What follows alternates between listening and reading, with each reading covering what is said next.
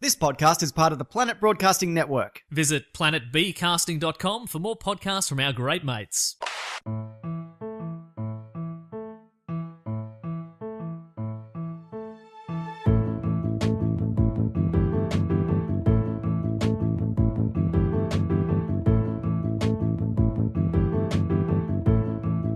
Hello and welcome to episode 92 of Do Go On. My name is Dave Warnicky and I'm here with Matt Stewart and Jess Perkins. Hi guys. Hi Dave. How you going, Jess? Very well, thank you. Playing my favourite game of trying to mouth along with Dave's introduction. So that's why I said episode 92, I know. because you were not expecting that. That was not. It's very Because fun. it's episode 90. Oh, it is episode It is 92, 92. but Jess can't count that well. Nah. Can you believe we made it this far though? No. With Jess's poor numeracy skills. No, I can't. How do you get through a podcast for so long with one of the three being not the best ever counter? Because I am the best ever counter. Right. Yeah, he balances makes up out. for So it. between Yeah. the three of us. And I'm the most average. Yeah, exactly. Yeah, exactly. So That's why this podcast works. Yeah. That's why we're going to make it. All the way to 99 and then it starts again, right? Yep. Millennium bug. Oh no. Bloody Libsyn, who we upload through, is gonna crash when we get to no podcast has ever made 100 episodes, right? No. Yeah, that's Not a that I'm fact. aware of. That is an alternative fact. We can't prove it, so therefore it must be true. Yeah. It must. It simply Oh, must. it must. Oh, it simply Oh, must. you must, and it must. Hey, you know what we should probably mention as well, right at the top there, is that we're going on a vacay soon, aren't we? Vacay. Oh, Vegas. No. No, not vacay. Vacay. Oh, sorry. Pardon me. Vacay. We're going to... Is it vacay when you go to Vegas? Yeah, I just love the idea that you see S's as Y's. Going down at Los... No, lay vacay. Lay vacay. It's hard, isn't it? It is hard. Because I don't see it that way. No, our real Vagay, we are going to... I don't know, I was going to say Hidney. S becomes Sydney. Y. We are coming to Sydney. Hidney Heinberg. And since our last episode where I spruiked out tickets and told you how well they'd sold, they've sold even better, so don't even try and come. No one got a refund in that time. More sold. Yeah, So can you believe it? weird. Yeah. Yeah, so we're coming to Sydney, 27th of August. Yeah, it's looking really full, Yeah, it's which filling is up. great for us. For overseas people, Sydney is the place where Nikki Webster rode a horse into a Nope. sports stadium. Incorrect. No, she was not the horse whisperer on that episode. Fuck. That episode was a while ago. That was ages ago. It feels like Number? an eternity ago. Fucked if I know. Fucked if I know. No, but we seriously are. We are selling well for Sydney. So if you want to come along, jump on board real soon. And it's going to be a great time because it's also my birthday the day after and Jess's the night before. So we'll all be very hungover because Matt's also doing a stand-up show the night before at the Giant Dwarf Theatre. Yes, you should come to that. Thanks. I forgot. I'm not very good at plugging stuff. Yeah. Any Sydney people should come to that as well. Maybe even more so than the podcast. Oh, okay. Well, Jess and I will be there, so you'll kind of get the Dugon experience. You could sit between them if you wanted to. I guess. It's this weird moment in the universe, and it only happens about once a year, where Dave and Jess aren't both the same age. I know. And you I can know. you I can never- fit in that I'm window. so excited. I'm going to hold that over you the entire day. Oh, you could fit in that window in between us at Matt's show at the Giant Dwarf Theatre. Yeah. It'll actually open up a black hole. Actually, I kind of get 2 days, don't I? Because I get the 26th, which is my birthday, but then I also get the 27th. Oh, wow, So which before is your birthday. when we're doing the pod. Yeah, so I get to say things like, I remember when I was your age. Yeah. Or, when you get to my age, Dave, I get to do that. And I'll be doing it a lot. Are you the kind of person that says, see you next year on New Year's Eve? My dad, every single year.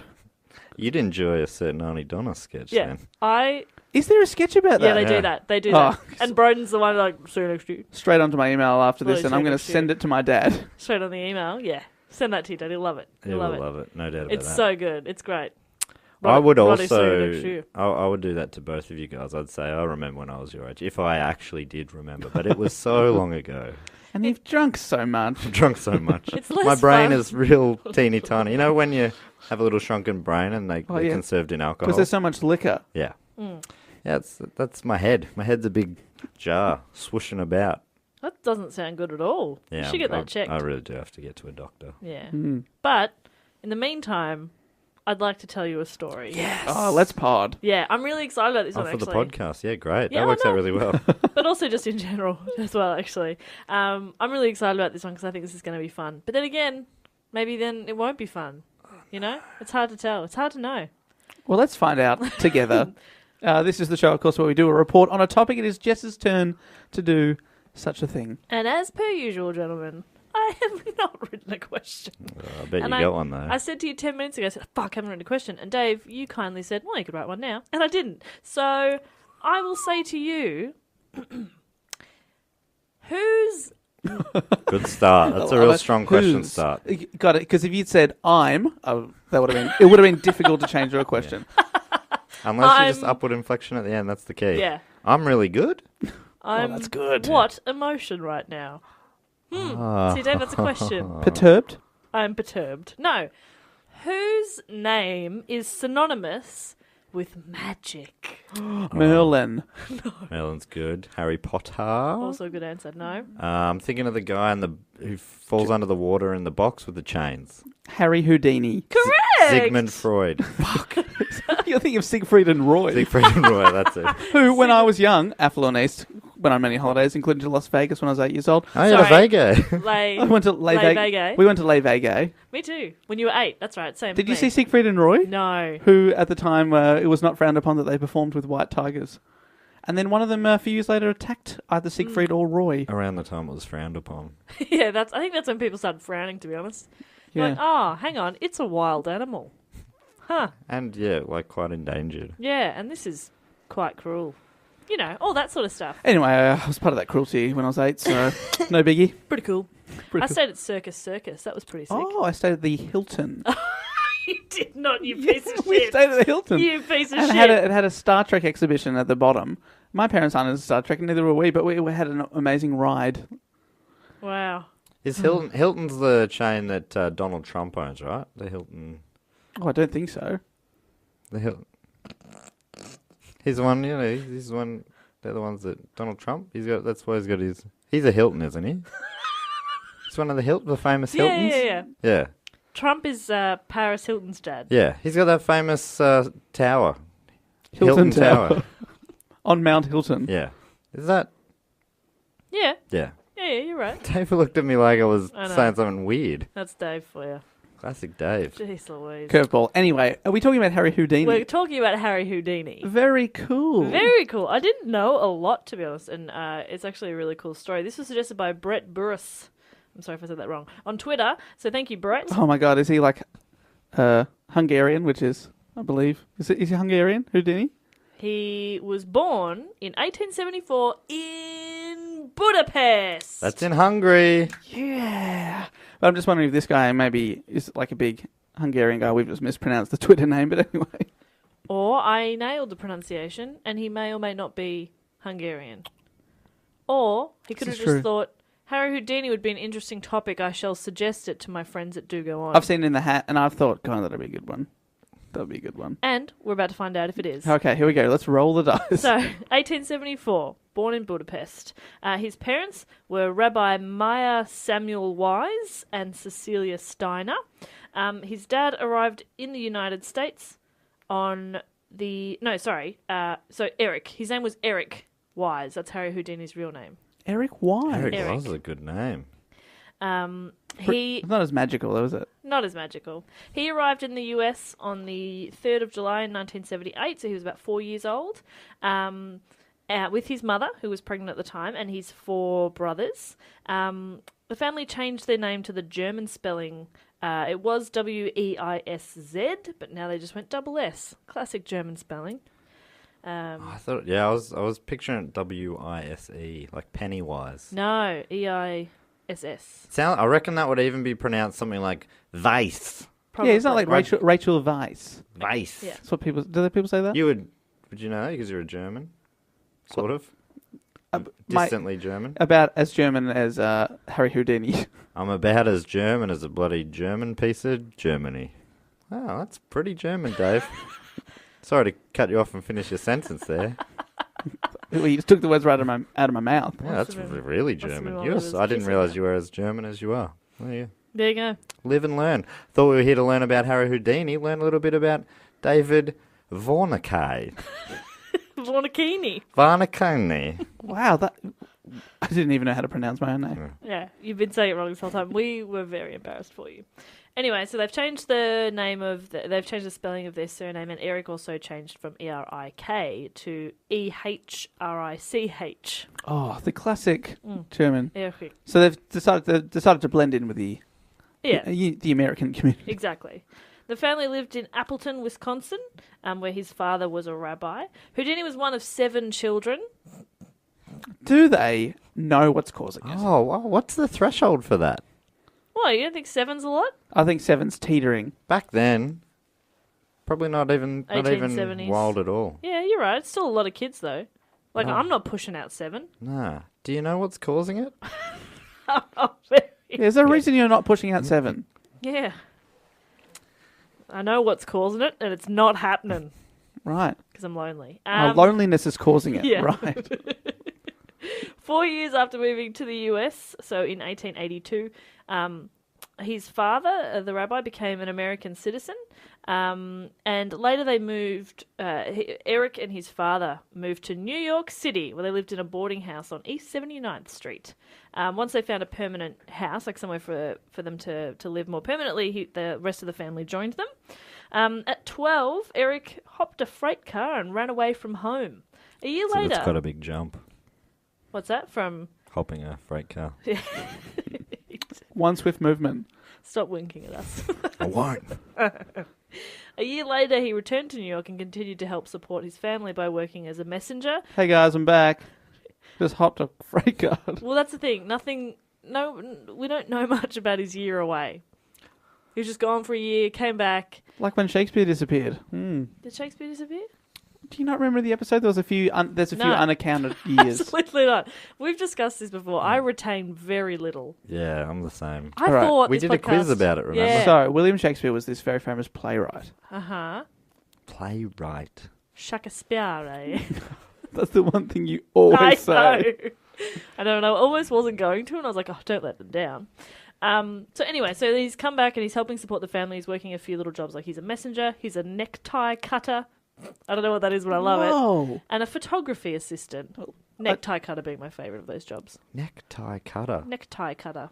Just a real specific fabric guy. That's what the broader industry is called, the fabric guys. And he specifically... What would... Tailor? Okay. Maybe? Oof. What would Taylor? What would Taylor? That's the question. I'm going to do a topic inside the show. So What would Taylor? have a ponder that. Well, Jess can keep going for now. But come back to... I'm going to do a mini topic inside the show. But the question is, what would Taylor? Thank you. May I? Yeah, please. Thank you. My Do guess go is 4. Interesting. My guess is a giraffe. Oh. Somewhere between the two. 4 giraffes. As a child, Eric took several jobs, making his public debut as a 9-year-old trapeze artist, calling himself Eric, the Prince of Air. Missing out only on Belle. Yeah. Eric, the Prince of Air, which I love. The Fresh Prince of Air. Please call him that. The Fresh Prince of Air. When he became a professional magician, he began calling himself Harry Houdini after the French magician Jean-Eugène Robert Houdin, after reading Robert Houdin's autobiography in 1890. Harry incorrectly believed that an I at the end of a name meant like in French. So it's like, I'm Houdini-like. I'm Houdin-like. Ah, like Jessica-esque. Exactly. Right. He's Houdinish. So that's what he should have been. He should have been Houdinish. Harry Houdinish. Harry Houdinish. I'm kind of. Sounds delicious. In later life, Houdini claimed that the first part of his new name, Harry, was an homage to Harry Keller, whom he also admired. I think he really liked a guy called Hare, and he thought if I add the E at the end, that's Harry Hare-like. Am I right in saying that? I am a linguist. Yeah. You are a linguist. I've always said that about you. Houdini began his magic career the next year in 1891, but had little success. He appeared in a tent act with a strongman, Emile Jarreau. He performed in dime museums and sideshows, and even doubled as the Wild Man at a circus. Don't know what a wild man is, but I love it. Oh, he's been a professional necktie cutter. Tie cutter. He's been a professional wild man. What next? What next? What can't he do? Well, it sounds like a lot of things because he has to have so many jobs to Yeah, pay he's the not. bills. He's not. He's He's not having successful. very little success at any of these. He initially focused on traditional card tricks. At one point, he billed himself as the King of Cards. Ah. The King of Cards, the Prince of Air. Doing all. He's part of two kingdoms, Yeah. I started as a prince, and then I got promoted to king. but I kept my old title as I chose. I'm the King of Cards of Air. In 1893, while performing with his brother Dash, whose name was actually Theodore. Ah, because Dash is great. Dash is a cool name. That's a great nickname. I'm regretting Bob. But nah, look, Bob can stay. It's fine. So this is around like he's Dash. It sounds on. It would have been cool a few years ago, but now it sounds a bit like that's what many people in Europe call ISIS. Dash. Dash. Yeah, right. It's like a disparaging name for Oh. IS. So Okay, not so cool. lost a little bit of shine there for me, Sure. just for me, Sure. on a personal level. You could people with hyphenated surnames maybe would get a nickname like that as well. Dash. Oh, that's cute. Yeah, I understand that. There was a guy at high school who had a hyphenated surname, and some people called him Hyphen. Nah. It's no good. Don't like that. Hyphen. No good at all. Don't like that at all. Bit of gentle ribbing, hey? Check out bloody two names over here. We call him Hyphen. Because he's a fuckhead. He's not, though, but he does have two surnames. Okay. So, the King of Cards is experimenting with escape acts now, right? And he's performing with his brother Dash at Coney Island. What were you singing just before? Goodbye, my Coney Island baby. The B sharps. You see that just before. There you go. So they're performing at Coney Island as the brothers Houdini. Do you get why? Because they're like brothers. They are brothers. Oh. And oh, I get it. The brothersy Houdini. Houdini met a fellow performer, Wilhelmina Beatrice Bess Rayner. She went by Bess. Bess was initially courted by Dash, but she and Houdini married in 1894. Whoa. She dated his brother and then married Harry. That seemed to happen more in the olden days. Yeah, You don't that's get a lot of that you these don't days. get that a lot these days. That's weird. That's why. Yeah, right, okay. That's uncomfortable. Imagine that Christmas dinner. Ugh. Yeah. It's weird If that my it- ex is here. I was going to say, like, in olden days is in the 1800s or whatever, but even, like, I reckon a generation or so back, that happened a bit. Yeah, probably. When the world was still very small. So, okay, so... Now people can go out and meet, you know, a second and third person. Yeah. I know two males now. I've got a choice. Yeah. I didn't Wow. used to have a choice. There wasn't a choice back in the day. Hopefully one of them's got a sibling, so I can switch across one. And that's just what Bess did. So now she starts to perform with Harry, replacing Dash in the act. And so they... Oh, so hold on. So he's stolen his girlfriend and she's replaced him. Yeah. Oh, that's sad. Yeah, it's real sad. Now the brother's lonely on both fronts. So now Bess and Harry are performing together, and they're known as the Houdinis. Not bad. For the rest of Houdini's performing career, Bess worked as his stage assistant. She worked with him their entire lives. Houdini's big break came in 1899 when he met manager Martin Beck in St. Paul, Minnesota. Impressed by Houdini's handcuffs act, Beck advised him to concentrate on escape acts and booked him on a vaudeville circuit like this, so he was performing all over the place. Within months, he was performing at the top vaudeville houses in the country. In 1900, Beck arranged for Houdini to tour Europe. Ooh. I was really thinking you'd be more impressed by that. That's cool. fancy. I mean, he is from He's there. from Europe, so sort of Okay, like... but like he popping moved back over. to the US when he was 4. Like, I doubt he even remembers Europe. Imagine when we tour Europe. Imagine. I'll be a bit more impressed than I was just then. I'll be Yeah, honest. probably, to us, yeah.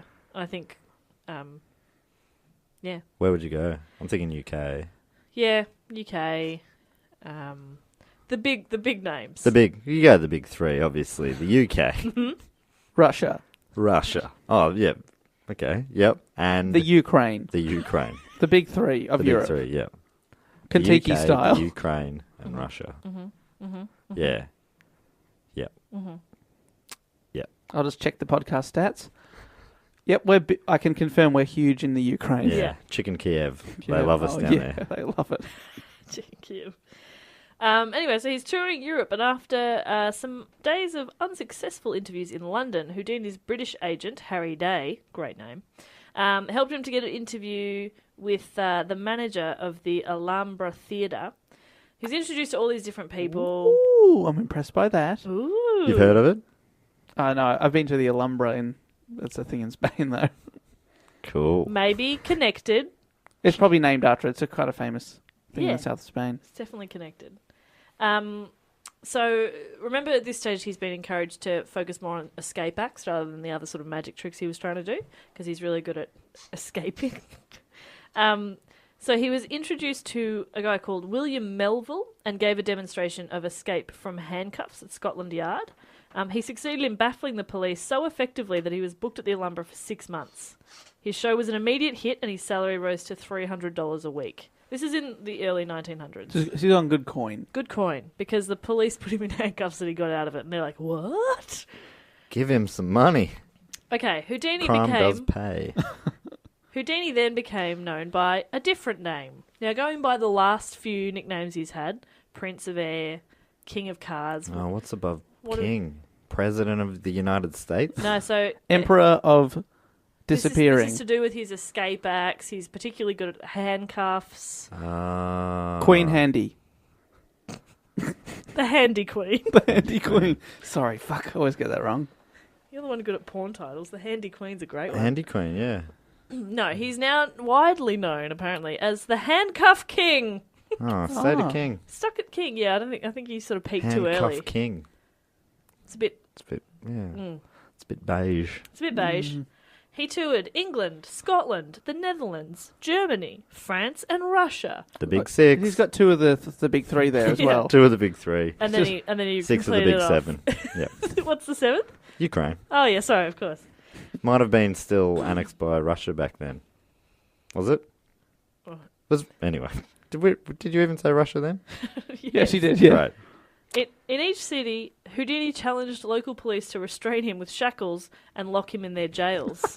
I like the idea that sometimes they're like, mate, we're not doing that. We are very respectable people. She's like, fine, I'll just throw a rock through this car's windscreen. Huh? Try and hold me now. Oh, you're not going to arrest me? I'm looking up that lady's skirt. Yeah. Like the start of I saw Dallas Buyers Club last week, and at the start of it, Matthew McConaughey is trying to get arrested by his boss, by his mate, a cop, to get away from these guys who are after him. And he wouldn't. He's like, nah, just deal with it yourself. So he turns around and punches the cop in the face. And the cop's like, fuck. That's right at the start of the movie. Hopefully, I haven't spoiled that for anyone. There's someone who's going, all right, I'm just going to listen to this one podcast, then obviously finally get around to watching the movie that I cannot wait to watch. I mean, I can.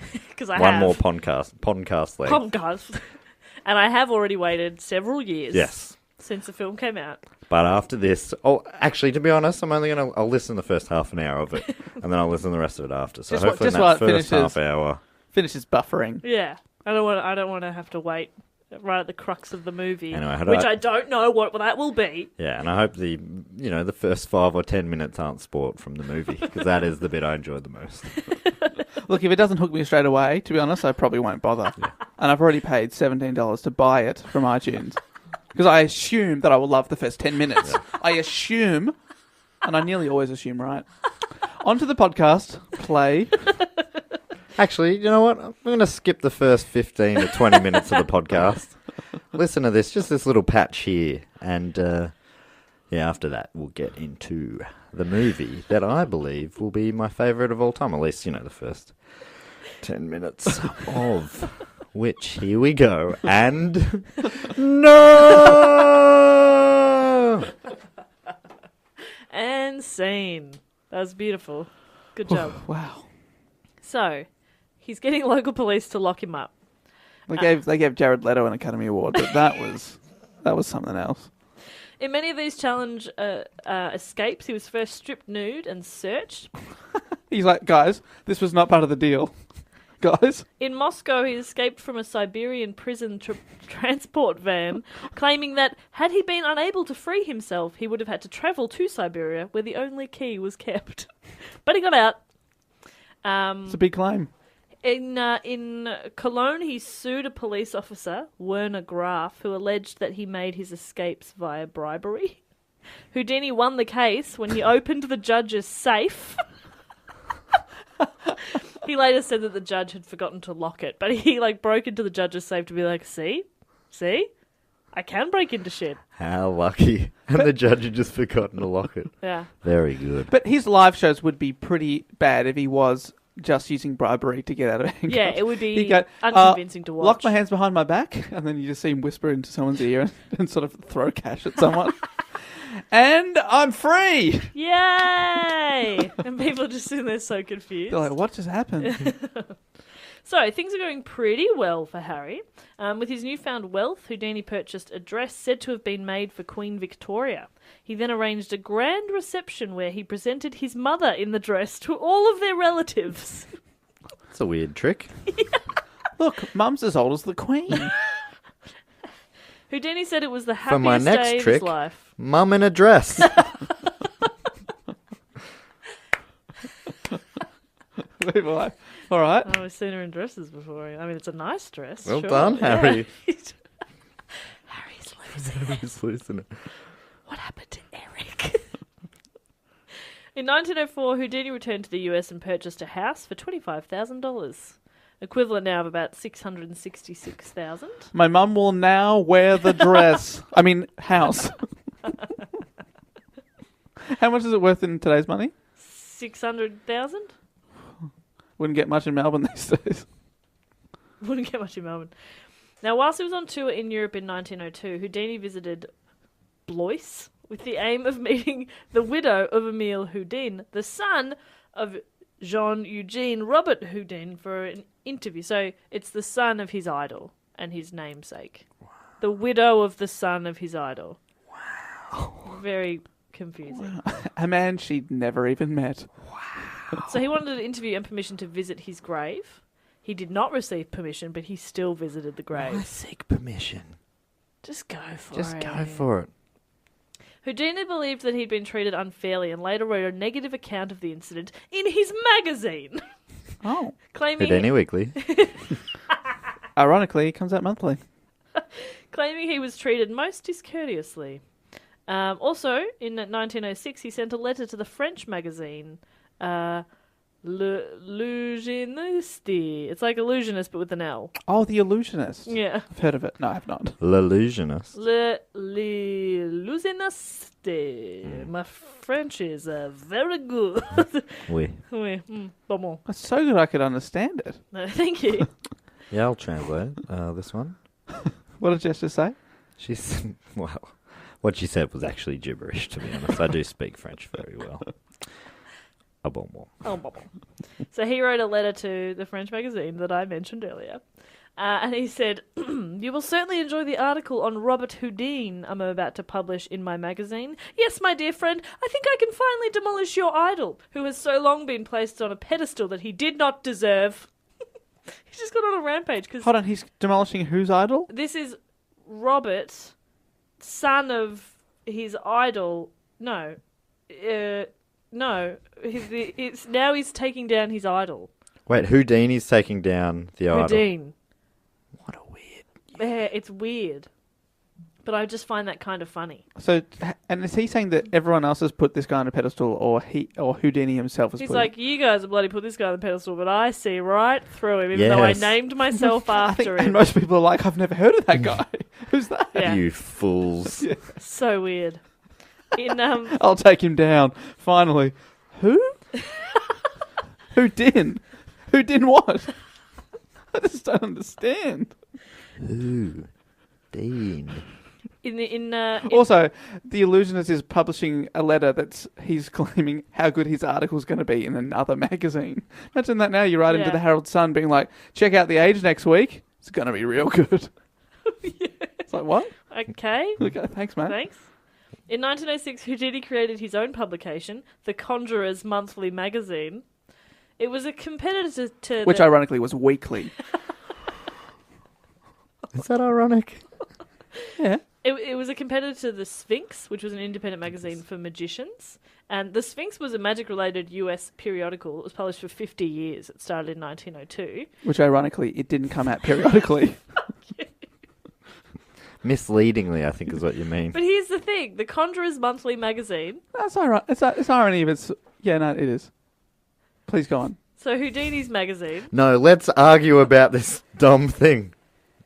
Sorry, Jess. Houdini's magazine The ironic one. was short-lived and only 2 volumes released over 2 years. It was called The Conjurer's Monthly Magazine. He did it once a year. There it is. That's ironic. I know! I was trying to get there, you fucks! Well, the irony there is that I... Jumped the gun. Oh, God, I don't even know anymore. He did... Wow. There's a magic historian by the name of Jim Steinmeier, and he noted that Houdini couldn't resist using the journal for his own crusades, attacking his rivals, praising his own appearances, and subtly rewriting history to favour his view of magic. And taking down his own idols. But then again, he still only wrote 2, so it's like, you didn't really do that much, did you? Anyway, I thought I would talk about some of his famous escapes. Yes. I'd love you too. He's had quite an amazing career, actually, and he's done lots of different things, but there's a few escapes that I want to talk about that are so fucked and cool. Okay, ready? Yes. From 1907 and throughout the 1910s, Houdini performed with great success in the United States. He freed himself from jails, handcuffs, chains, ropes, and straitjackets, often while hanging from a rope in sight of street audiences. Because of imitators, Houdini put his handcuff act behind him on January 25th, 1908, and began escaping from other traps. He put his handcuff act behind him and then escaped from it. Around 1912, the vast number of imitators prompted Houdini to replace his milk can act with a Chinese water torture cell. So what he was doing was escaping from a giant milk can. The stakes just sound so much higher. From a milk can to a Chinese water torture act. Yeah, correct. So in this escape, Houdini's feet were locked in stocks and he was lowered upside down into a tank filled with water. The mahogany and metal cell featured a glass front so the audience could clearly see him. And the stocks were locked at the top of the cell, and a curtain concealed his escape. So they'd like put him in and then put a curtain down, and then they'd lift the curtain back up and he'd be like, ta-da! Right. It was really fucking weird. And behind the curtain he's quietly writing a check for $100,000 so they let him out. Please let me A out. waterproof check, obviously. This is my final offer. Don't know why I'm gritting my teeth, but I am. Yeah. Oh, for God's sake. All right, fine. $200,000 to let me live. So, but the curtain comes down. Because I always imagine, because I can imagine this Chinese water torture cell thing. I think I've seen modern magicians do their take on it. But do they always put the curtain so you can't see what they're doing? No, but this is the 1910s. Right. You know, we've advanced a little bit now. Hopefully, I mean, we've got Facebook, so we've got But I suppose that if you saw him do it, maybe gives away the trick. Yeah, exactly. I think, and I read something later that I think they used to do it because it didn't look good, like him writhing around trying to get out. They were like, oh, it doesn't look that great. But then his brother sort of realised later that people liked to watch how he actually did it. So I think what they're actually thinking here is that, the people will be going, that's impossible. And they just pull down the curtain, put it back up. Oh, he's alive. I don't know. Maybe that's something to do with it. Because as soon as I see the curtain, I start getting suspicious. Totally. I was Yeah. like, okay, so they got raise bolt him back cutters. up. Yeah. Yeah. He's got a key. Oh, yeah. Why not a key? Why not a key? Straight to bolt cutters. He smashes the glass. Now, the original cell was built in England, where Houdini first performed the escape for an audience of one person as part of a one-act play he called Houdini Upside Down. And the reason he did this, he put it on as a play, and he just performed it to one person, was so that he could copyright the effect and have grounds to sue imitators. That's actually very clever. It's very clever. So he was like, oh, I did it in my play. He probably just made his wife sit there while he did it. And he's like, ta-da, I've done my play. Now I can copyright it, which is very clever. He had to go to the effort of like printing a program. Oh, yeah, they had to hire a theatre. They had an interval. Yeah, there was an usher. Madam, can I show you to your seat? Any of these 6,000 seats? That's luxury. When you're So 1-to-1 Yeah. usher to patron ratio, Oh, yeah. that is luxury. Luxury. Absolute luxury.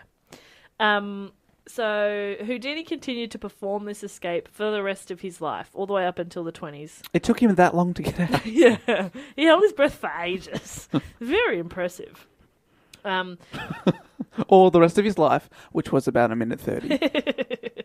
So that's the Chinese water torture cell. Now I move on to suspended straitjacket escape. One of Houdini's most popular publicity stunts was to have himself strapped to a regulation straitjacket and suspended by his ankles from a tall building or a crane. Houdini would make his escapes in full view of the assembled crowd. In many cases, Houdini drew tens of thousands of onlookers and brought city traffic to a halt. Like, he just stopped traffic. He would sometimes ensure press coverage by performing the escape from the office building of a local newspaper. That's smart. That's smart. In New York City, he performed the suspended straitjacket escape from a crane being used to build the New York subway. After flinging his body in the air, he escaped from the straitjacket. Starting from when he was hoisted up in the air by the crane to when the straitjacket was completely off, it took him 2 minutes and 37 seconds. Great, but when he gets out of the jacket, does he fall to his death? No, he's still strapped And by a free! Oh, fuck! The real cool Do you think the part about straitjacket the includes trick. his ankles? Oh, yeah, sorry. I'm just imagining that. Yep, fair call. I'm imagining it right now. Yeah, you I got was it. not before. Were you imagining that the straitjacket was suspended, he was in it, and Yeah. once he's free from the jacket, he It's just pretty much. falls? It's like watching someone jump out of an airplane and then try and take their parachute off. Sure. I'm free. Oh dear. Oh, what have I done? Free this restrictive parachute. So 2 minutes, 37 Now I seconds. can dance. He's All the sky way to dancing. get Yeah. What would be your preferred dance style to die? To die to. Yeah. Oh, Congo, I'm taking you with me. Well Form a played. line. Well played. Yeah, no, not me. Lindy hop for me, I reckon. I'd You'd square dance. Don't kid yourself. Charleston. Charleston, Oh, yeah. boom, boom, boom, boom, boom, boom, boom. Is that one? You can't take one that you don't know what it is. Okay. Now, for, Well, I the, was hoping to get lessons on the way down. for the listener, Matt nailed the Charleston. Yeah, just there. he did it real good. Okay. Hugh Jackman's also there, and I thought he could, as he fell, he could teach me. I assume he knows how to Charleston. Oh, Hugh of would know. course. Hugh would Hugh know. would know. Hugh just knows. Yeah. He gets it. He does. I love him. Yeah. 2 minutes 37 though is very quick 2 to get minutes a 37, that's straight quite jacket fast, yeah. upside down. Another one of Houdini's most famous publicity stunts was to escape from a crate that had been nailed shut after it had been lowered into water. He first performed the escape in New York's East River on July 7th, 1912. Police forbade him from using one of the piers, so he hired a tugboat and invited press on board. Houdini was locked in handcuffs and leg irons, then nailed into the crate, which was roped and weighed down with 200 pounds of lead. The crate was then lowered into the water. He escaped in 57 seconds. What? The crate was pulled to the surface and found still to be intact, but he got out in 57 seconds. So how is that happening? Jess, do you know? Dave, I don't know. That's crazy. It's crazy. Isn't that insane? Or magic. Or both. Yeah. Was it? He was saying he was an illusionist. Like, he wasn't saying he was a magic man, was he? That's it, yeah. So other acts around the time sort of publicised the fact that they had like powers or were spiritually guided, where he sort of said the opposite. He was He's like, pretty skeptical, right? Yeah, yeah. So, but at the same time, a lot of his acts kind of promoted, like, he would get out using teleportation, Right. that sort of thing, and it's like, what? Yeah, right. So, but yeah, he never really claimed to be. He wasn't like, I'm magical. Magic. Yeah, but a magical person would want you to I think was they weren't. I was Yeah. thinking the exact same thing. He probably was magic. He's the only one saying he's not magic. Maybe he's just humble. Maybe you two could learn a thing or two. I am magic. As if I could learn anything about humbleness. I'm the best at everything. I'm the most humble person. I here. couldn't be more humble. I'm the second best humblest. Second best humbler. Pretty Alright, good. can't argue with you there. Houdini performed at least 3 variations on a buried alive stunt during his career. I hope you didn't have to go through the arse pack. He's a method performer. really They had to commits to it. Had to put the plastic underwear on him and everything. For the seepage. Oh, they had to pack him tight. All right. Check out the cremation episode if you haven't. Otherwise, no, that makes sense. So the first time he did this was in California in 1915, and it almost cost Houdini his life. He was buried without a casket in a pit of earth 6 feet deep. 6 feet of earth. He became exhausted and panicked while trying to... Sorry, it's not funny. It's a little bit funny. He became exhausted and panicked while trying to dig his way to the surface and called for help. When his hand finally broke the surface, he fell unconscious and had to be pulled from the grave by his assistants. Houdini wrote in his diary that the escape was very dangerous and that the weight of the earth is killing. Oh, how creepy is Which that? I bit of could- that was funny? No, just that, I don't know, that he got I exhausted also- and panicked. I also... You're a sick fuck. I don't know. Just, you know, when you... No, but like, because in my head it was kind of like, you know when you're panicking, it's like when there's a kid... like holding onto some sort of floaty device and they're like, I'm drowning, and then their mum shows them they can just stand up in the water. Yeah. That's kind of what was happening in my head. That he's like, and they're like, you're out, you're already out. What are you, that was not the case in real life, and therefore it's not actually funny. Oh, that was fun. I also love the discovery that being buried under 6 tons of earth, that could kill you. Guys, that was very dangerous. Why would you let me do that? That was really silly. Mate, I shouldn't have done that. of course. One of his skills must be just having a great lung capacity, right? All these things mean that he must have... Yeah, you must hold his breath for like 3 minutes or something. Well, actually, the second variation of this buried alive escape that he did was an endurance test designed to expose mystical Egyptian performer Rahman Bey, who had claimed to use supernatural powers to remain in a sealed casket for an hour. So Houdini was like, you're not supernatural. I can do that. So Houdini... So he's a fun spoiler. Yeah, he's super fun. But if I saw someone say, you can't do that, I mean, I can do that too. I would just say, yeah, you're both magical. Yeah, you're spiritual as well. Yeah, Yeah, great. cool. Now there's 2 of you. Okay. But he's going, and I'm not spiritual. Nah, I think you are, mate. Yeah, the other guy's like, great, you can do it. Mm-hmm. We're We both from the both can do same that. from the same religion, I guess. Yeah, he for some reason he wants to renounce us, and him and me are brothers from same God guy. Brothers from same God guy. Yeah, It's a paraphrase. to It was paraphrase myself. 1915. It was a different time. Language was very efficient back then. So Houdini wanted to beat Bey.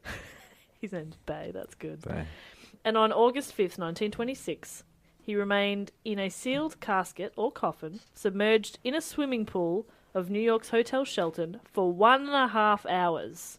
Hotel Shelton. So he's in was a that where sealed- Trump? I believe so, yes. Where Trump was born was what you were going to Yeah. say. He was born in Hotel Shelton in New York. So he claimed he did not use any trickery or supernatural powers to accomplish this feat, which is what someone supernatural would want you to think. Yeah. And he just used controlled breathing. That's what he said. He's like, just breathing. No big deal. Not that hard, is it, Bey? Yeah. Okay, this is my absolute favourite. My absolute favourite of his escapes, right? So this was just in a quick passing sentence when I was doing a quick read of like Wikipedia. It just said, and one time he escaped from the stomach of a whale. Anyway, and I was like, sorry, what? So I did a lot more research, and I found that in Boston's B.F. Keith's Theatre in 1911, Houdini took on one of his most famous and bizarre challenges. The freak sea monster was news in New England even before Houdini became involved. The carcass had either washed up on the shore or was caught by a local fisherman, depending on the newspaper account. So some giant sea creature has washed up on shore. The press claimed it weighed 1,500 pounds and was estimated to be about 500 years old. Wow. Papers struggled to describe it. One called it a turtle, tortoise, fish, or whatever it is. To quote, That is quality journalism. turtle, tortoise, fish, Was Rupert or Murdoch whatever around it back is. then? That's what they taught me in journalism school. Like, if you don't know what animal it is, don't look it up. Just make a few guesses. Or whatever. Or whatever it is. That covers you. Quite genuinely, the press simply dubbed it the "What is it?" So they're all calling it the "What is it?" So good. What it is still a mystery today. Houdini called it a mongrel breed of whale and octopus. What? Others suggested that it could have been an elephant seal or a narwhal. An author called Patrick Colleton in Houdini the Key says it was actually a giant leatherback turtle. From the existing photo, it does appear to look a bit more like a turtle. Oh, so there is a than photo whale. of it? Like a very poor quality photo. It's just some giant sea creature. Right? Now, Houdini was playing the B.F. Keith Theatre in Boston when the What Is It was discovered, and soon it was announced that 10 prominent Boston businessmen had devised a challenge in which Houdini would be shackled in extra strong handcuffs and leg irons from police headquarters and sewn up inside the belly of the beast. Wow, it really was a different time. Different time. They saw an opportunity. Yeah, they're like... When "Ooh." others saw a monster. They saw an opportunity. So when they're like, this is an animal that no one's ever seen before. We won't keep it. We won't, put it in a museum. What we'll do is we'll get a magic man and we'll sew him inside it. That'll show him. Like stuffing a Christmas turkey. It's a turducken. The drama of the challenge was teased out for days. Newspapers reported that Houdini concedes that it will be the most difficult test he has ever attempted. One paper noted that Houdini had received a telegram from his family in New York telling him not to enter the monster. Houdini's only condition was that he be provided ventilation inside the creature. In turn, he signed a waiver releasing the 10 challengers of any responsibility. So he's like, yeah, no, that's fine. You guys are off scot-free if something happens to me. On the day of the challenge, several thousand people lined the streets of Boston to watch the What Is It carried through the streets. The journey took it from Long Wharf to the Keith's stage entrance on Mason Street. Originally, the challenge was to have taken place in the evening performance, but it was changed to the matinee because of certain conditions which have presented themselves, which people now think that the carcass was not going to keep until the evening because it was quite warm. So gross. So they're like, we better do it in the matinee show. Is he already sewed up in it? It's been there for 6 hours. Oh, yuck. Showtime. Houdini was shackled, hand and foot, and then climbed with much difficulty into the creature. Yeah, because it's not designed for you to climb into it. How big? It must be like It's I've huge. never seen. If it is a tortoise, I've never seen a tortoise that No, big. but it's like whale size. Like, it's enormous. Huh. Well, that's the thing. They don't know what it is. It's just this giant... To me, that is the biggest story here. What kind of animal is this? I know, and I had to really dig to find information on this story. I'm like, no, this should be all... This should be his entire Wikipedia There's page. one dodgy photo of it. How much press was there? Quite a lot. Well, thousands of people turned up. The theatre was packed. Theatre was absolutely packed. Chock-a-block, I reckon it was. Feels like they've missed an opportunity here. Is it a possibility that this is the Loch Ness Monster? Ah, yes. It sounds Absolutely, more like it than anything I've ever heard. No one bothered to check. No one thought to check. They didn't think, like, is it wearing a kilt? Check its kilt, Check its kilt. if it has one. Play a bagpipe, see if it wakes it up. If it's real Scottish. Was that the bagpipe or the monster waking up? No, we'll never know. Because they didn't fucking do it. That's disappointing. Anyway, so Where was science at the time? well, we're busy promoting magic. So he's... Well, to be honest, they did promote magic for many thousands of years before science came along. So he's climbed into the creature. Apparently he sprinkled perfume where his head would lay. Smart. Oh, it would smell awful. Do you know that mix? You remember at high school when people would mix like Lynx Africa with their BO after a gym class? Yeah. That's PE like, class? that's not deodorant. Well, it's deodorant, but it's not anti-perspirant. Yeah, it's Yeah. body spray. It's not helping. You're just you at mixing- all. You're mixing a just couple of pretty stink. awful things. Yeah, don't worry, I know what will cover this smell. Oh, it's no good. Now I will lie inside of it. So the carcass was then laced up tightly and had chains run through steel eyelets 3 inches apart. It was then wrapped entirely with chains and concealed inside a curtain cabinet.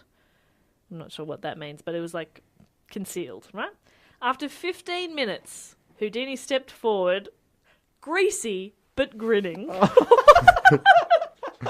He's just covered in shit. Oh, yuck. Could you get that as your tattoo, Jess? Greasy, but grinning. Oh, that works. Yeah. That's not bad. Actually, you know what? We'll get matching ones. You get greasy, I'll get grinning. Yeah, good. I'll get butt. 2 T's. So, to be honest, did he escape through the poop? No, Is that what they the think? sea monster was then revealed to be still laced and chained exactly as it had been.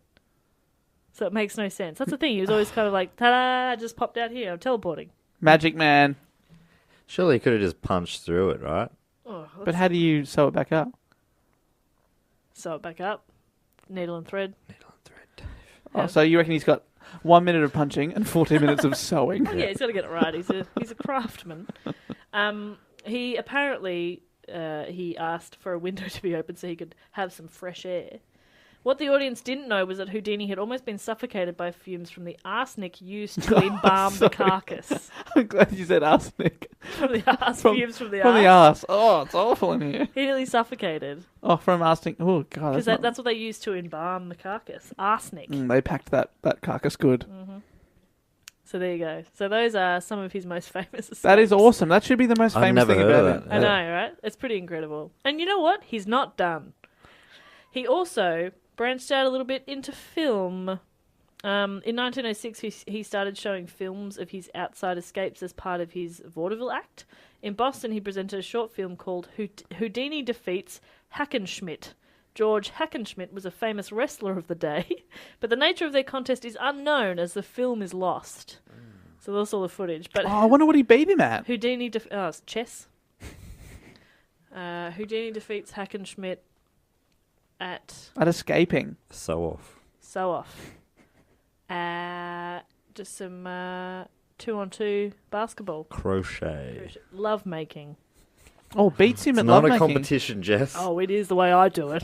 Oh, wow. You keep score. God. Little pad over to the side. Yeah. One. Like boxing match, like a pro boxing match is good. That's each round. Each round. Rainbow round. 3 judges. 1 by unanimous verdict. Yeah. That's not how you guys do it? God. Not for quite a while. I am the opposite of undefeated. I'm defeated. I've never won a match. The Grimm Game was Houdini's first full-length movie and the name of Dave's porn film. Because everyone's real sad in them. The Grimm Game. Now, mine's the rim game. How do you play? No. Okay. Invitation only. So, Grimm Game, his first full-length movie. Apparently, it's reputed to be his best. But because of the flammable nature of nitrate films and the inherent chemical instability, only 10% of old silent movies exist. Film historians considered this film completely lost. One copy did exist, hidden in the collection of a private collector, only known to a tiny group of magicians that saw it.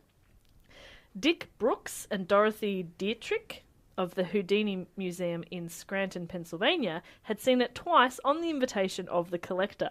After many years of trying, they finally got him to agree to sell the film to Turner Classic Movies, who restored the complete 71-minute film.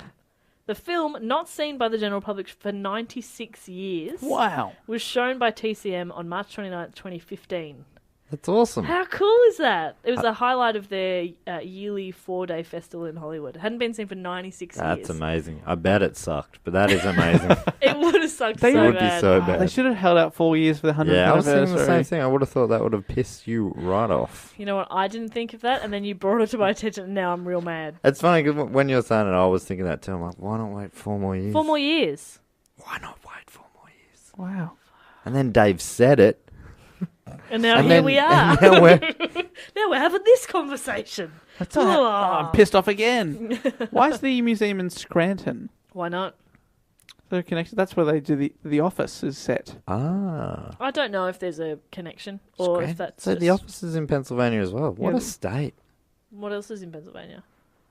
What else is in Pennsylvania? The Penguins. Well, you said as well. Yes. Pittsburgh. Sorry. Philly. Sorry. As we established. Yeah. West Philadelphia, born and raised. Hey, Jeez Louise. You know I'm not good at math or geography. Go Pens. What am I good at? Jeez. No, don't answer that. I Okay. don't even know. Well, apparently love making. Oh, yeah. Competitive. Yeah, you've won every match. I win every time. Following Houdini's 2-picture stint in Hollywood, he returned to New York and started... Hang on, going to stop you right there. Because a moment ago you said this film is considered his best, and now you're telling us he only ever did 2 films. Correct. The other one's lost. Yeah. Widely considered his best. The only film that exists. Yeah. Well, no, he's about to do a couple more. Okay, sorry. But yeah, he's so great. He tries things and he's like, nah. I love him. He starts his own production company called the Houdini Picture Corporation. He produced and starred in 2 films, The Man from Beyond and Haldane of the Secret Service. They were both made a couple of years apart. He also founded his own They were film both lab. made a couple of years They were apart. made a couple of years apart. Sorry, I don't want to put... They sound like James Bond titles, don't you think? The Man from Beyond is good. I like that one. So he also founded his own film lab business called the Film Development Corporation, gambling on the new process for developing motion picture films. Houdini's brother, Theodore, who we had before, left his own career as a magician and escape artist to run the company. Neither Houdini's acting career nor FDC found success, and he gave up on the movie business in 1923, complaining that the profits were too meagre. Wow. He's the best. He's like, I make more money as an escape artist. He should have hung around because movies were going to take off pretty soon. Yeah, movies got pretty big, I reckon. I reckon they're a pretty big industry. Sorry for that hot take. Yeah, mate, if you'd stuck around, you would have been in Transformers 7 or something. Easily. But We'll never know. Fucked it. I fucked it. Okay, so that's the film side of his life. Now I'd like to talk about a different part of his life and his adventures as well. That links back to maybe a more local area. Is that a... Local to... Us. Oh, okay. Just a bit of sizzle. Australia? Sizzle for a sentence that's coming up very shortly. Oh, it's a killer fact. I think I know it. Do you? Oh. I think I do. But do you? Oh. I think I do. She doubled... Or I double dooed you. She was... Oh, is it a misconception? I double did Oh. ya. It is a misconception. Well, it's a disputed Conception. conception. Oh, it's Much confusing. like my own. Disputed misconception. People Why don't know. do we do that? People don't know. Okay, in 1909, Houdini became fascinated with aviation. That's right. All right, I'm on the right track so far. He purchased a French Voisin biplane for $5,000 and hired a full-time mechanic. That was my fact. that he had a plane. mechanic. Yeah, no, the other full-time mechanic. After crashing once, he made his first successful flight on November 26 in Hamburg, Germany. The following year, Houdini toured Australia. Really? Do you know he came here? I did not know that. That's pretty cool. He brought along his plane, because you do. Welcome to plane. Welcome to plane. What? With the intention to be the first person to fly in Australia. When was... Oh, right. Yeah. Has anyone tried at this point? Well, that's where it gets contested. Great, so that's the fact that I know. I've heard that he was the first person to ever fly a plane in Australia. And where are we in terms of Wright Brothers? Remind me. When were they? Who did Wright Brothers again? One of you I two. did. I think that was Well, he's like 1912 was the first Yeah, one. so it's still early-ish. yeah. Yeah. So in 1910, he made 3 flights at Diggers Rest in Victoria. That's I must have been outside of... before that then. just Like, outside I of mean, Melbourne. 1912. It must be way earlier. Crap, can't remember. Don't you remember anything, Dave? Like me and Jess. Bloody Civ. Dave Civ Warnocky over I there. had something here about a Wright plane. Yeah, here you go. Okay, here we go. I've got it. It was reported at the time that this was the first aerial flight in Australia, and a century later, some major news outlets still credit him with this feat. That's why you think that. That's why you would think that. Because I'm brainwashed by News Corp. Yeah. Fuck. Now, a guy called Harry Houdini wrote in Aircraft in 1938 that the first aeroplane flight in the Southern Hemisphere was made on December 9th, 1909 by Colin de Vries, a Londoner at Victoria Park Racecourse in Sydney, in a Wilbur Wright aeroplane. So the year before Houdini had done it. Right. Colin was a trained pilot, having learnt to fly in France. By modern standards, his flight time was minimal, but in 1909 he'd accumulated enough to become an instructor. On his first flight, he took off, maintained straight and level flight, albeit briefly, and landed quite safely. On the second flight, he had a crash landing when he tried to retrieve his hat, which had blown off. It's the main reason I left that in there. He's like, and then he crash landed. Oh, my hat! Wow, that's a real nice hat. That's very dangerous. Now, Australian historians and the Aviation Historical Society of Australia give Colin de Vries credit as the first to make an aeroplane flight in Australia and in the Southern Hemisphere. However, aviation pioneer Richard Pearce is believed by many New Zealand historians to have undertaken his first flight as early as 1902, which would give him not only the Southern Hemisphere, but the world record. That's before the Wright brothers. Yeah. But that's heavily disputed. Because remember I said for some reason I thought the Wright brothers were from New Zealand, and then someone tweeted in later, they're like, you were getting confused because of this Richard New Zealander Pearce. who, Right, there's also this Brazilian dude that people claim beat them. But to be honest, most people think it's the Wright brothers. Yeah.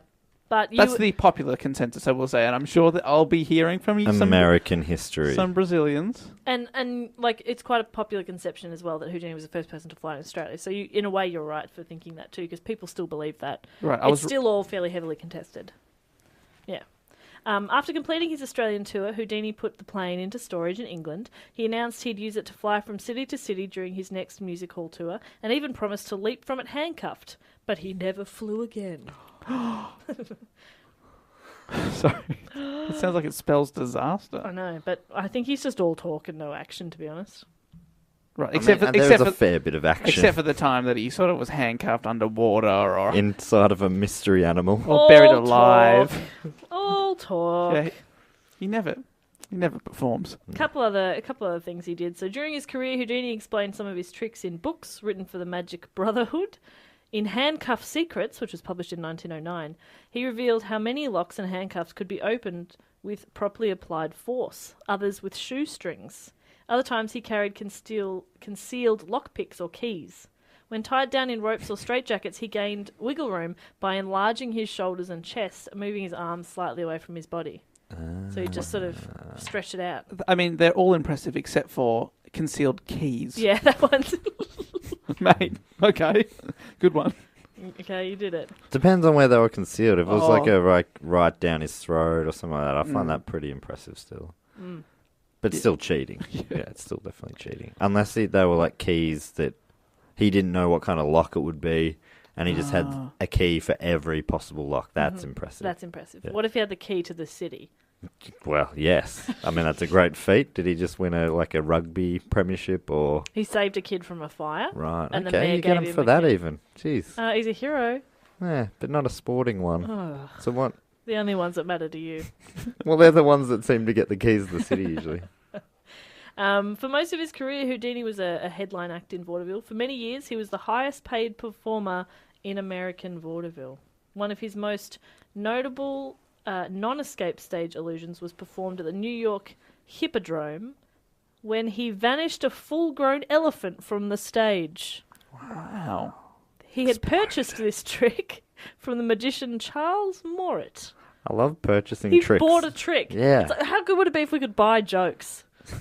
Yeah, I think you can. Yeah, people have riders all the time. Oh, good point.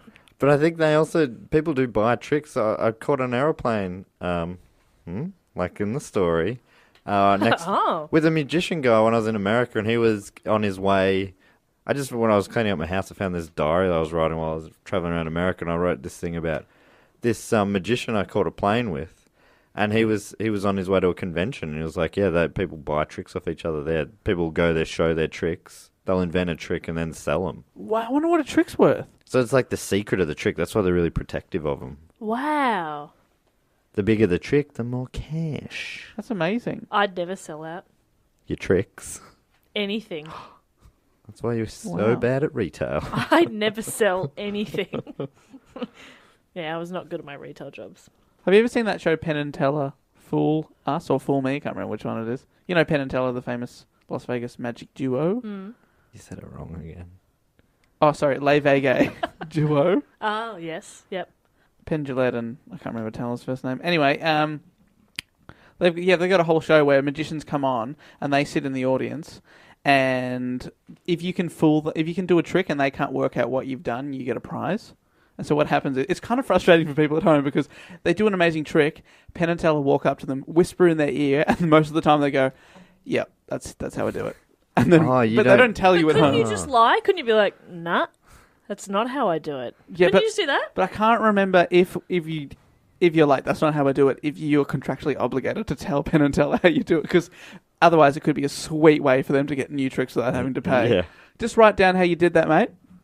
And we'll see you guys next year. That does sound very frustrating. Yeah, Is I it- don't like I mean, that it's show at all. amazing. It's amazing to watch because I don't know how any of them it's done. But yeah, Do they get tricked much or not, or stumped? I can't remember a time I've ever seen them get tricked. Oh. Most of the time they go, that was amazing, really well done, but I'm pretty sure I know how you did it. Whisper, whisper, whisper. And the person goes, oh, shit. What they're actually whispering is, "You better say yes, you motherfucker, Yeah. or you're dead in Yeah. this industry. You're gone." Yeah, I am. We are the fucking top dogs. Tell her you sit down on your knees, you motherfucker.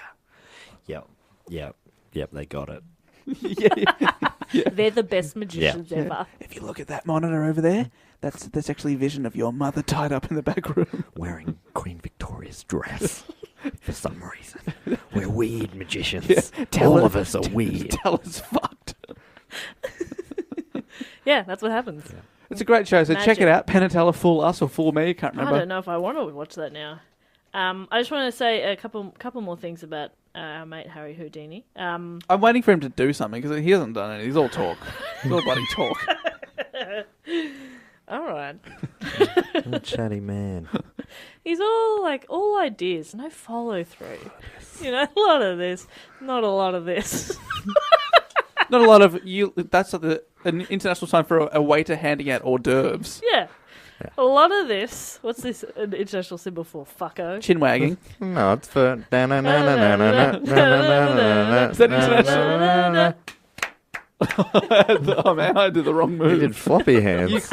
You clapped, and I did. I'm an angel. Anyway, Houdini became the president of the world. No, of New title. president of the world. President of Martinka & Co., America's oldest magic company. The business is still operating today. It was founded in 1902 in the back room of Martinka's Magic Shop in New York, and the society expanded under the leadership of Harry Houdini during his term as the national president, which was from 1917 to 1926. Ah. Houdini was magic's greatest visionary. He sought to create a large, unified national network of professional and amateur magicians. Wherever he travelled, he gave a lengthy formal address to the local magic club. Local magic club. Gather around, kids. He It made does seem weird, right? it's like local footy club, but the local magic club. He made speeches. He usually Grab a threw jumper. banquets for his members at his own expense. For most of 1916, while he was on tour, he'd been recruiting, again at his own expense. He was recruiting local magic clubs to join the society in an effort to revitalise what he felt was a weak organisation. He persuaded groups in Buffalo, Detroit, Pittsburgh, and Kansas all to join. This was the biggest movement ever in the history of magic. History of magic is a great phrase also. In places where no clubs existed, he rounded up individual magicians, introduced them to each other, and urged them into the fold. You come over here. You in. But I don't even do magic. Yes, you do. I think you do, because what's this? What's Ooh, is that a coin behind your ear, How mate? did I get there? Because you're magic, mate. Okay. I mean, I'm magic. So that's kind of cool. By the end of 1916, magicians' clubs in San Francisco and other cities that Houdini had not visited were offering to become assemblies. He'd created the richest and longest surviving organisation of magicians in the world. It now embraces almost 6,000 members and almost 300 assemblies worldwide. if I'm right, There we go. the Great War has broken out and is going on right now. He's wandering around recruiting magicians. Yeah, Matt, because the world still needs magic. If anything, it needs it more now. Oh, yeah. Okay? Great Yeah, War no, it's can't look, stop us. yeah. So I just would. He'd be a real asset in your army, I reckon. Don't you think? He could, Disappear them. Alakazam! I didn't Yeah. even consider that. I just thought he could be captured, get away, maybe get shot. Oh, okay. Have you ever Did you ever use the phrase "do a Houdini," like leaving a party without saying goodbye? No. Oh, I'd say that. smoke bomb. I'd say a ghost. A ghost, smoke Ghost bomb, or a smoke bomb. I wouldn't Houdini. phantom. I've heard all those. Oh, phantom. I've heard. Yeah, phantom. Never heard smoke bomb. But do you Smoke say bomb. Houdini? Or an Irish Yeah, goodbye. I've heard Houdini. He did a bloody Houdini. Yeah, but I mean, this was a different time when Matt was a was different going to time. parties. Houdini was there. We were normally talking about the man himself. He did a hymn. Matt was at one of these magic clubs, being forced to meet other magicians. He loved it. So I was trying to bloody sign up for the war. Nah. Now, what you want to do is do some card tricks. Alakazam. All right, I'm in. All right, fine. All right, I'm in. Okay, so just to finish up. On the afternoon of October 22nd, 1926, two McGill University students visited Houdini's dressing room. According to reports, Houdini was looking through his mail when one of the students, J. Gordon Whitehead, asked Harry if he could indeed withstand any blow to the abdomen, as the magician had previously proclaimed. Harry responded that he could, if given time to brace himself, at which point Whitehead hit Houdini 4 times in the abdomen, What the fuck? under the impression that Houdini had indeed braced himself. Why are these people in his dressing room in the I first don't know. place? Throughout, yeah, That's mean. it is mean. What a meanie. What a meanie pop. Whitehead. This isn't how he dies, is it? Throughout the evening, I'm so sorry, Matt. Oh my god, is this how he dies? Throughout so the sorry. evening, Houdini performed in great pain. He was unable to sleep and remained in constant pain for the next 2 days, though he did not seek medical help. When he finally saw a doctor, Harry was found to have a fever of 102 degrees and acute appendicitis.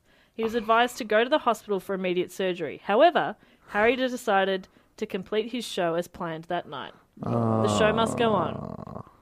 When Houdini arrived at the theatre in Detroit, Michigan on October 24, 1926, Rock City. 2 days later, for what would be his last performance, he had Because he retired. Yeah. He's going to retire. Wow. he had a fever of 104 degrees Fahrenheit, so 40 degrees Celsius. That's fucked up. That's way too that's hot. hot. That's way too hot. Despite the diagnosis, Harry took to the stage. He was reported to have passed out during the show, but was revived and continued. He finished the show. Because he's a fucking professional.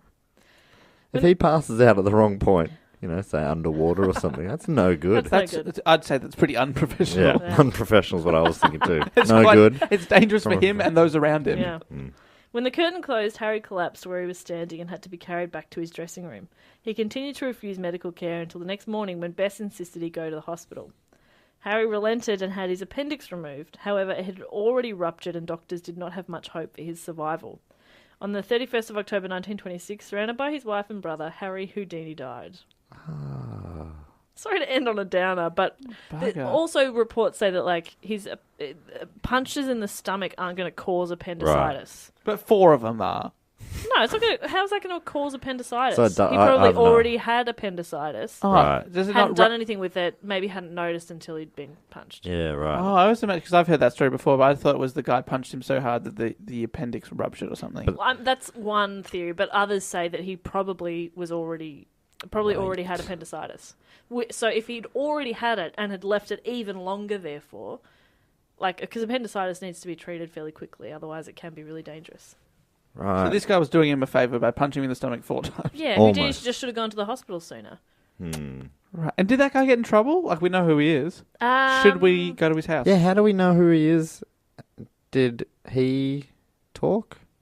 Or did Houdini write it in a book or Do you something? know what's funny? I did read about it, but I can't actually remember if there was any repercussions for that guy. I suppose he could have just told his wife, I'm feeling, don't No, worry about people- it, my stomach's sore, but that's because some fucking college kid punched me 4 Yeah. times. No, Named but yeah, Whitehead. I think Came he in. was.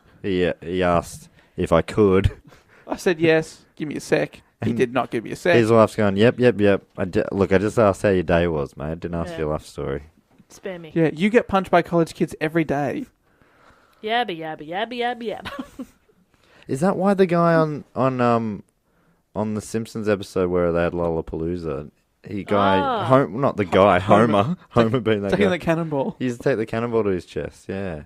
Is that why? Was that based on Houdini? No, I don't You think. could take large blows to the chest? Did he used to get smashed in the chest or Nah. something? No, right. No, I think it's just impressive that a man gets hit by a cannonball. That is impressive. Is that based on... Anyway, that's... I don't know if anyone ever has, but if they have, I don't want to know. the manager of Lollapalooza takes him to the finest vet rather than a doctor. That is very good. So yeah, that is my report on Harry Houdini.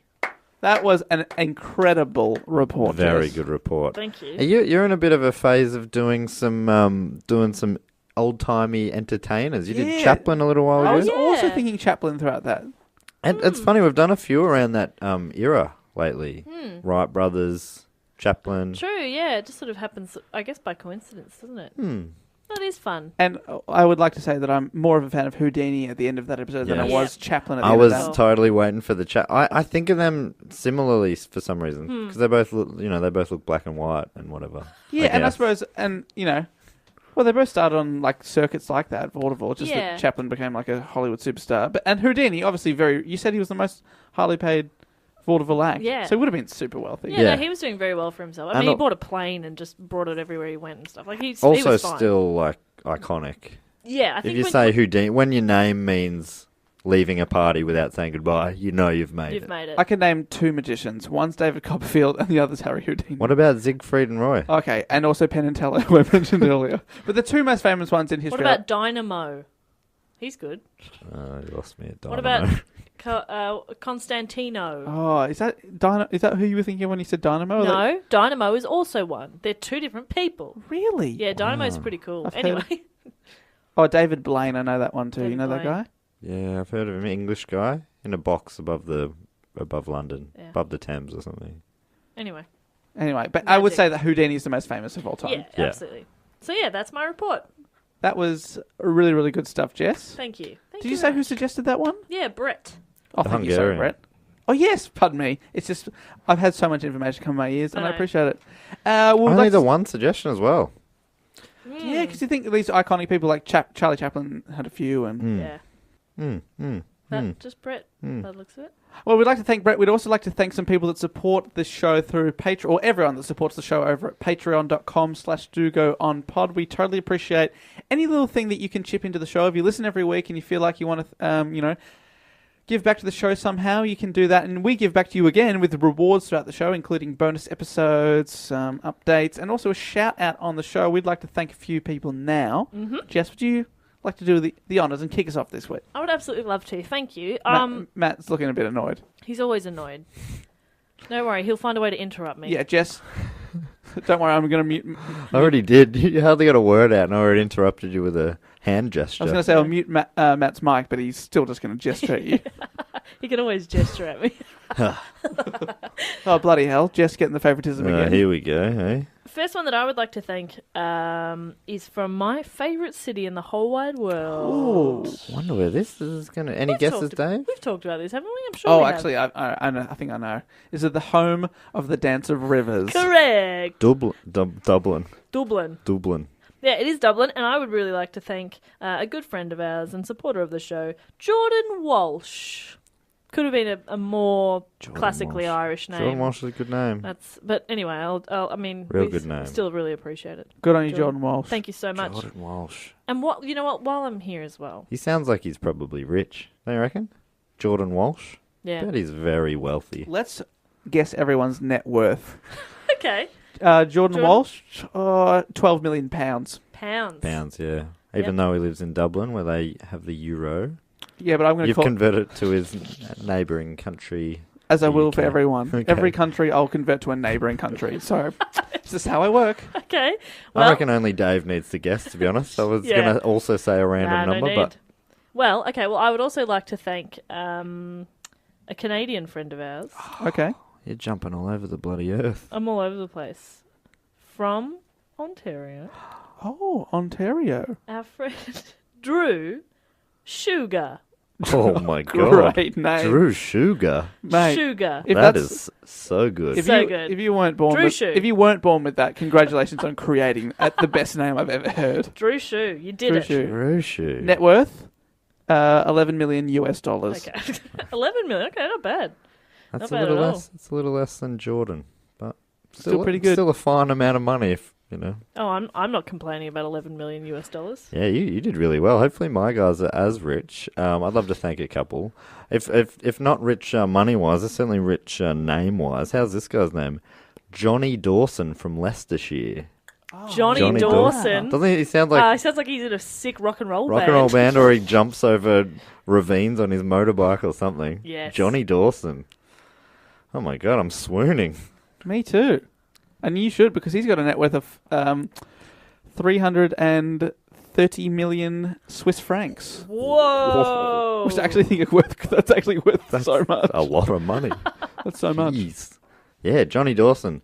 So I think, Leicestershire. I'm pretty sure Leicester's the ones the underdogs who won the EPL last year, aren't they? Oh yeah, Leicester City. Leicester City. The what's their name? The Wolves.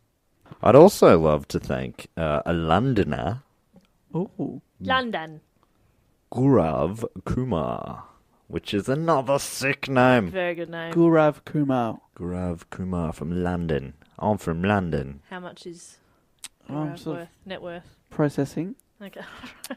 London, and that's where Arsenal are from London, and I'm pretty sure Okay, they it's won where the FA Cup. So So we had a couple lot of things are from. what a silverware.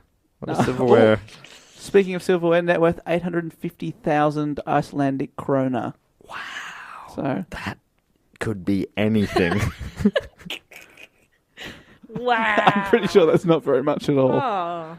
Hey, that's okay. Gaurav could, I'm confident it's more than what I got. Good on- Gaurav. Yeah. He's Oh my God, so guys, much. he's doing well. I'm just saying he's just not on the scale of a Jordan. Sure. And he's also very name rich. Gaurav. Gaurav. That's a great name. Such a good name. Well, Dave, I'd like to stay in GB if I could. please. Yes, please do. From Lancashire. Ah, You got any footy Lancashire. facts about Lancashire? No, I think they've got a county, a cricket team in the county. A The county cricket Lancashire team. lads. Well, the speaking... Wasn't Lancashire that Charlie lads. Chaplin's Oh, yeah, clog that dancing? was yeah. Oh, clog dancing. They're strong on the clogs. It was the Lancashire lads. And speaking of cricket, shares his name with the extremely complicated method when they work out when it's Duckworth raining. Lewis. He is Ben Duckworth Wow. Good I on wonder you. if he's actually related to the Duckworth. to the great man himself. Maybe he is the great man himself. I hope you are Ben Duckworth. I reckon he is. All right, and he was. I always thought Duckworth was probably the stronger in the Duckworth Lewis, who I assume the Duckworth Lewis combo, unless it was just the one guy. Net worth of 900,000 rubles. Rubles. Oh. Where are rubles from? Russia. Russia. Russia. You calling that? Rubles. Your neighbouring is getting a little less neighbouring, to be honest. I know. Well, the thing with GB is that they don't have any. Yeah. Well, they got the euro all around them, I guess, which you haven't used once. Yeah, because he's creative. Yeah, I'm trying to name check some bloody currencies here, mate. And Problem, I would also okay. thank you so much, Ben Duckworth. Appreciate all your work in the cricket Benny world, Duck, even if it the is bloody Ducky. confusing. Rubber. I'd also like to thank all the way. Getting a big shake of the head from Jess. I'm trying to manufacture a nickname for Ducky, and she's not enjoying it. Rubber. Rubber. Yeah, it's not that good. Ernie, because Ernie, yeah. they like rubber ducky. Ernie and Bert, yeah. Rubber ducky. Anyway. You're the one. Final person to thank, and save the best for last, if I may. You all the may, way please from do. from Illinois, in the United States of America. I would like to thank Alex Pearson. Alex Pearson. Alex Pearson. Pearson, Net I worth like that. 1 billion What? Yeah. Mexican pesos. Oh. Again, don't know. If I don't know that's if that's good a enough. lot. Probably still. Alex a billion Pearson- of anything is a Yeah. lot. To me, Alex Pearson sounds like an impressive, startup operator. Well, Alex Pearson actually, his name is Alex Pearson in brackets AKP Studios. Right. So he must have a startup. He's got his own biz. AKP Let's Studios. look at what AKP Studios is. Do this on your Maybe time, we should Matt. collab. Oh, yeah, let's hook here up. at Stupid Old Studios. We're a studios too. Yeah. We're doing Yeah, this. look, we're all studios. Everyone's got a studio. AKP Alex. Studios.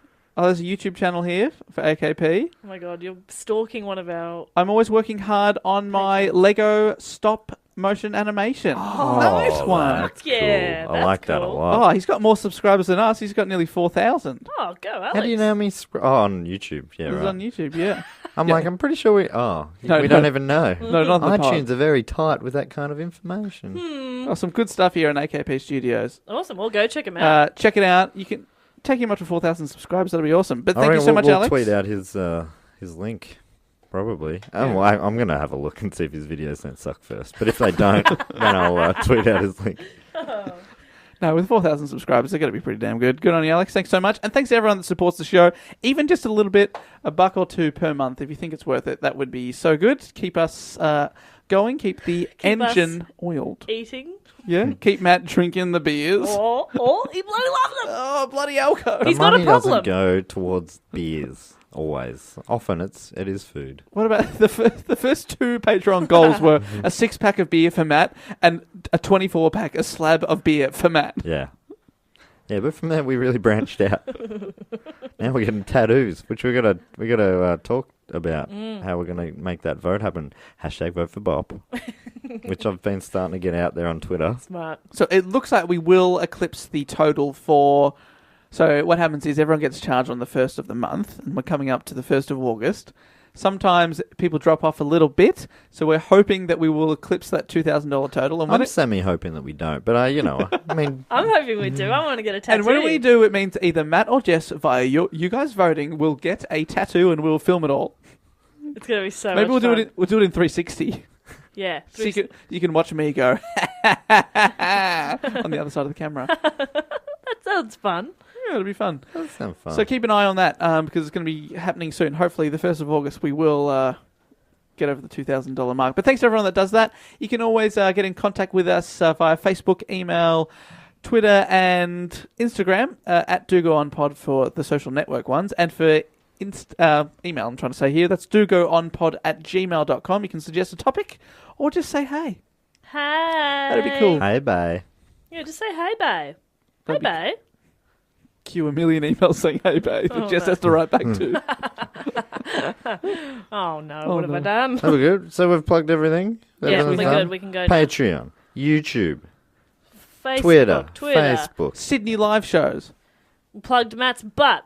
My butt. Also, please, I'll tweet out a link to my show if you're in Sydney. Also doing shows in Brisbane before then. So if anyone's in Brisbane, Queensland, When are you doing Brisbane? Yeah, what are you doing? Do you know the date? I'm doing Bris Funny Fest. Should really know the fucking dates. Isn't it the week before? It's like the 19th? Or am Yeah, did I it make is. that up? It is something like the week before. I'm doing the shows on the weekend in the afternoon. Yeah, I think I saw that on Facebook. Too early for comedy, but please come and prove that that's not the case. If you got 1 second. Hey, Phil, with some anecdotes. Okay. So, you know when you're walking along the street and somebody's walking directly towards you? Yeah. And you both kind of sidestep the same way. And, Oh, sidestep, and you do bloody the awkward... hate that. Sorry. I did that the other day, but with a pigeon. That's funny. That's a great image. And I said, oh, sorry, You apologise to a to the pigeon. pigeon. It didn't move. It was not even fazed by me at all. So didn't even accept the apology. No, it was just like, get out of the way. Fucking I've rude. got somewhere to be. I think I was standing over food it wanted. Anyway, that's my anecdote. Great. And Matt?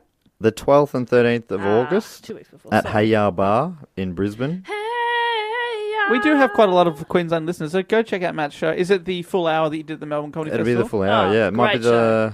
Bloody just about the last time I'll do it. sell Then out. and in Sydney, yeah. Sellout season in Melbourne. Such It was a good show. Jess and I couldn't bloody get in to see you. You were doing so well. And then when I did get in, I got to sit with his whole family. It was really fun.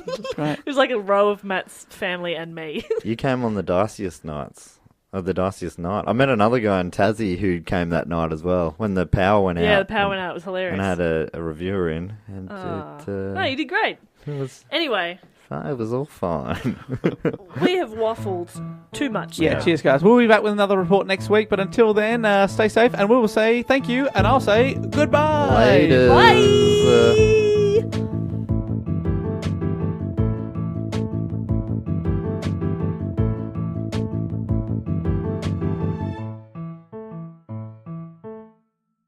This podcast is part of the Planet Broadcasting Network. Visit planetbcasting.com for more podcasts from our great mates.